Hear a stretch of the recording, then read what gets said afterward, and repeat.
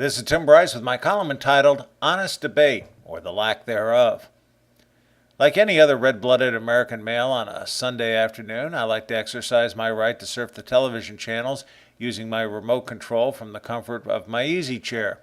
Years ago, when there was only 4 channels on TV, such a device wasn't really needed, but now with the hundreds of available channels, it would be unimaginable to live without one. Nonetheless, I was flipping through the channels and started to notice something. Click.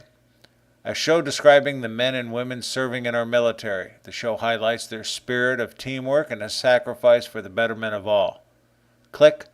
A documentary describing the proliferation of street gangs and how people become territorial and find ways to beat the system for personal greed and vice. Click. A Wall Street report on the virtues of the free enterprise system and how the entrepreneurial spirit of small companies promote job growth. Click. A show describing the plight of the homeless and why it is necessary to redistribute the wealth in this country. Click. A report on the Tea Party and 9/12 movements. Click. A community talk show featuring a college professor discussing why conservative values are no longer valid in the world today. Click. A variety of shows providing a forum to worship God. Click. A program discussing the point of view of atheists and agnostics who want to have "In God We Trust" removed from American currency. It struck me there were extreme opposites for just about everything in our society. The incompatibility between extremes is such, you start to wonder how this country survived for over 200 years. Then again, I guess it is not surprising, as America's melting pot represents a heterogeneous society. Most definitely not homogeneous. This is nothing new and has been with us a long time. Also, think how boring our society would be if we all thought the same. The only difference is we no longer practice tolerance and have forgotten how to engage in honest debate.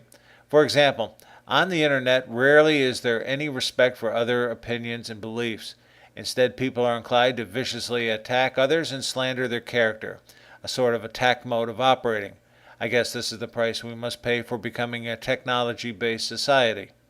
French writer Voltaire is credited with saying, "I disapprove of what you say, but I will defend to the death your right to say it." I don't think people feel this way anymore.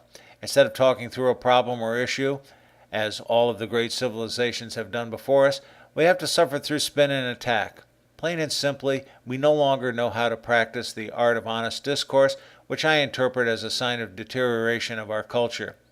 We may not always agree with each other, but we must find ways to work together, not apart. This requires tolerance, respect, and the need to be a heck of a lot more articulate than just saying, "Up yours." Friends, keep the faith. This is Tim Bryce in Palm Harbor, Florida. Follow me on the internet at timbryce.com.